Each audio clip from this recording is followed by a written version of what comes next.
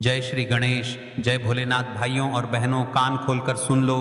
कल 8 सितंबर सोमवार भाद्रपद मास की नवमी तिथि का उदय होने जा रहा है। और यह कोई साधारण नवमी नहीं है महाराज। कुछ ही दिन पहले गणेश जी की स्थापना हुई है, तो यह गणेश नवमी भी है। ऊपर से सोमवार भोलेनाथ का स्वयं का दिन। और देखो संयोग, नया महीना भी यहीं से शुरू हो रहा है। तीनों के संगम से जो क्षण बनता है उसे ग्रंथों में विशेष अवसर कहा गया है। ऐसे समय पर किया हुआ मात्र 31 अक्षत और एक दीपक वाला संकल्प जीवन में दिशा मोड़ देता है। महाराज आज बार बार यही याद रखेंगे, मात्र 31 चावल के दाने और एक दीपक का उपाय यही है। आज की वाणी का दिल यही है, आज की साधना का सार। महाराज जो मनोकामना बड़े बड़े पूजा पाठ अनुष्ठान से पूर्ण नहीं होती, वह मात्र इस 31 चावल के दाने और एक दीपक वाले उपाय को करने से पूर्ण हो जाती है। यदि आपको ऐसा लगता है शिव की कृपा आप पर नहीं है, क्योंकि आपने पूरे श्रावण माह में उपाय कर लिए, अगस्त के महीने में भी उपाय कर लिए, फिर भी आपके जीवन में समस्या बनी हुई है, तो महाराज उपाय तो किया आपने, सही समय पर सही उपाय नहीं किया। जैसे कि कल नवमी तिथि सोमवार का दिन और विशेषकर अभी गणेश जी के दिन चल रहे हैं, तो पुत्र और पिता का दोनों का एक साथ सहयोग और नया माह मात्र 31 चावल के दाने और एक दीपक। अब हम सबसे पहले तो आपको बता देते हैं कि कल का दिन इतना विशेष क्यों है। नवमी तिथि नई शुरुआत, पुराने चक्र का समापन, नए चक्र का द्वार। जो अरसे से अटका है, नवमी उसे आगे सरकाने की अदृश्य शक्ति रखती है। गणेश नवमी का प्रभाव, गणपति विघ्नहर्ता हैं, राहें खोलते हैं। जब नवमी और स्थापना की ऊर्जा एक साथ हो तो मनोकामना को रास्ता मिलने की संभावना प्रबल होती है। सोमवार शिव का दिन, करुणा का दिन, क्षमा का दिन। भोले इसलिए कि सच्चे भाव पर तुरंत प्रसन्न हो जाते हैं।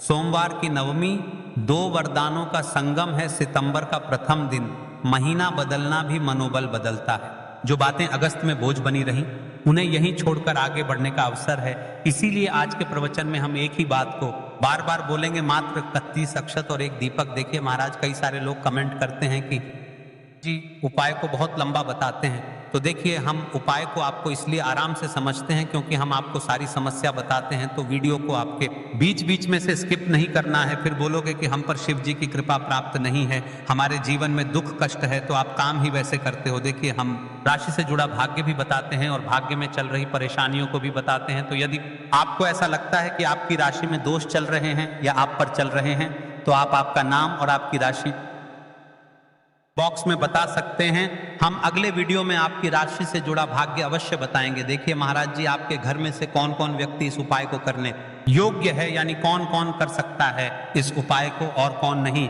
जिनके जीवन में दुख कष्ट बार बार लौट आते हैं, जिनकी धन संपदा टिकती नहीं, हाथ आती है और फिसल जाती है, जिनके काम अधूरे रह जाते हैं, शुरू तो करते हैं पर मंजिल नहीं मिलती, जिन्हें लगता है कि किस्मत साथ नहीं दे रही। पूरा श्रावण और पूरा अगस्त भी साधनाएं की, फिर भी मनोकामना अधूरी है। कई भक्त कहेंगे मैंने श्रावण में सरल उपाय किए, अगस्त में भी प्रार्थना की, फिर भी क्यों नहीं हुआ। उत्तर यही है, कभी कभी कर्म और संकल्प का फल समय बिंदु पर ही खिलता है।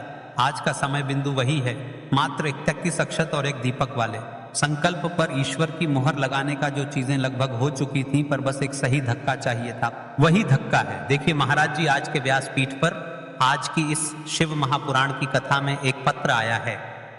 जानिए, जिस महिला ने पिछले वर्ष आस्था चैनल के माध्यम से सुनकर इस उपाय को किया, उसके साथ क्या चमत्कार हुआ। मीरा ने श्रावण में बहुत पूजा की थी, घर में महीनों से तनाव था, पति की नौकरी अटक रही, बैंक का काम अटका, बच्चों की पढ़ाई, और ऊपर से मन में भय कि कहीं मेरी किस्मत मुझसे रुट तो नहीं गई। पिछले वर्ष इसी तरह की नवमी सोमवार गणेश प्रभाव आई।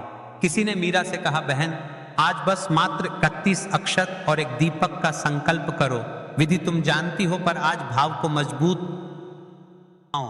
बाकी ईश्वर पर छोड़ दो। मीरा ने वही किया।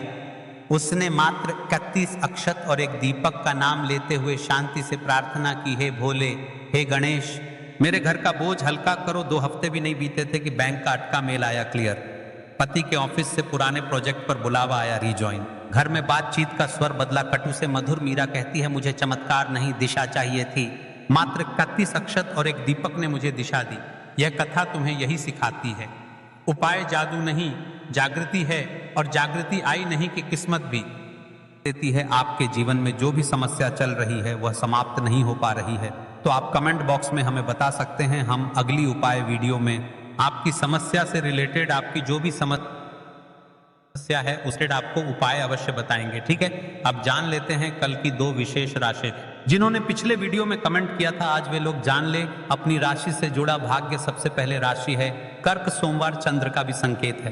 कर्क जातक जिनके मन पर चिंता की परतें हैं, आज का संकल्प मन को शीतल करेगा। गृह शांति और आत्मक संतुलन का फल प्रबल। दूसरी और विशेष राशि है वृश्चिक, रूपांतरण की राशि।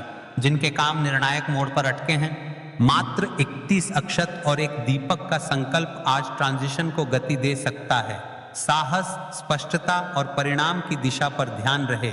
यह उपाय हर राशि के लिए शुभ है। इन 2 पर आज का योग थोड़ा ज्यादा कोमल पड़ सकता है। महाराज, हमारे जीवन में कई बार ऐसी परिस्थितियां आती हैं जब हर दिशा से परेशानियां हमें घेर लेती हैं। कभी धन की कमी, कभी स्वास्थ्य संबंधी बाधाएं, कभी परिवार में कलह, तो कभी काम धंधे में रुकावट। ऐसे में इंसान समझ नहीं पाता कि आखिर कहां से समाधान मिलेगा, परंतु हमारे शास्त्रों में विशेषकर महादेव शिव जी की कृपा प्राप्त करने के अनेक उपाय बताए गए हैं। उन्हीं में से एक है 31 चावल के दानों का उपाय। यह उपाय जितना सरल है उतना ही प्रभावशाली भी है। शिव पुराण में वर्णित है कि यदि श्रद्धा और पूर्ण विश्वास के साथ महादेव की उपासना की जाए तो असंभव भी संभव हो जाता है। और 31 चावल के दानों का यह छोटा सा उपाय सीधे सीधे शिव जी को प्रसन्न करने वाला उपाय है। अब सबसे पहले प्रश्न यही आता है कि इन चावलों को कैसे लेना है। ध्यान रहे, चावल टूटे फूटे नहीं होने चाहिए, कांटे पिटे या खंडित दाने नहीं होने चाहिए। चावल साफ, स्वच्छ और पूर्ण दाने होने चाहिए। बाजार से या घर के भंडार से आप चावल ले सकते हैं, लेकिन वह अखंडित होने चाहिए। यहाँ बहुत लोग पूछते हैं, महाराज क्या हम इस उपाय में और कोई भी मिला सकते हैं? तो सुन लीजिए, मूल रूप से यह उपाय सिर्फ 31 चावल के दानों से होता है। लेकिन अगर आप और सामग्रियां जोड़ना चाहते हैं जैसे गंगा जल, पुष्प, बेलपत्र, तो ये और भी उत्तम हो जाएगा। देखिए महाराज, ये जो 31 चावल के दाने वाला उपाय है, ये कोई साधारण उपाय नहीं है। ये उपाय केवल विशेष तिथि पर ही किए जाते हैं और विशेष पावन पर्व पर तो इन उपायों का जो फल है वह भी सबसे बड़ा होता है, यानी कि दुगना प्रधान होता है। तो आपको इस उपाय को अवश्य करना है क्योंकि विशेष तिथि पर ही किए जाने वाले उपाय हैं। महाराज, अपने इस 31 चावल के दाने वाले उपाय को हमें आखिर करना कि समय है, यानी कि सबसे उत्तम समय कौन सा है? तो 2 समय निश्चित है, एक तो सुबह का समय और एक प्रदोष काल का समय। सबसे पहले हम बात कर लेते हैं सुबह के समय के बारे में। देखिए, इस उपाय को आप किसी भी समय कर सकते हैं, लेकिन यदि आप इसे सुबह करते हैं तो सुबह का समय 8 बजे से 10 बजे के बीच श्रेष्ठ माना गया है। अगर किसी कारणवश आप व्यस्त हों और 12 बजे तक कर सकें तो भी कोई समस्या नहीं। वहीं अगर आप प्रदोष काल में करते हैं प्रभावशाली होता है। अब देखिए महाराज जी, हम बात कर लेते हैं प्रदोष काल के समय के बारे में। तो प्रदोष काल का जो समय है वह भी सबसे उत्तम समय इस उपाय को करने के लिए। बाकी देखिए, कई सारी माताएं बहनें ऐसी भी रहती हैं जो सुबह के समय अपने काम में व्यस्त रहती हैं, तो वह सुबह के समय इस उपाय को नहीं कर सकती है, तो वह प्रदोष काल के समय भी कर सकती है। उसमें भी कोई दिक्कत वाली बात नहीं है।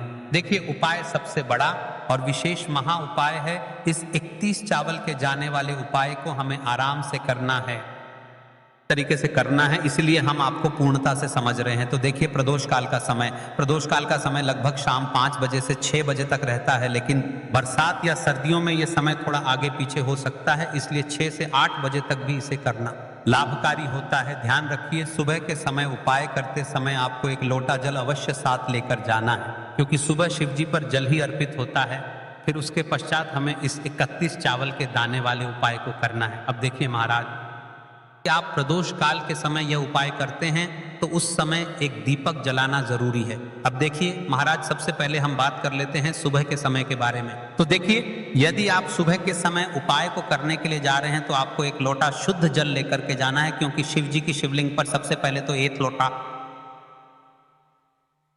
जल चढ़ेगा, फिर उसके पश्चात हमें इस उपाय को करना है। तो देखिए, आपको अपने गांव के आसपास में, अपने शहर के आसपास में जो भी शिवालय हो, जो भी शिव मंदिर हो, वहां पर पहुंच जाइए और को शिव जी की शिवलिंग के ऐसे भाग में बैठना है जहां पर अन्य माताएं बहनें भी उपाय कर सके, उन्हें कोई तकलीफ ना हो और आप भी अपना उपाय आराम से कर सके, यानी कि कोई आपको भी परेशान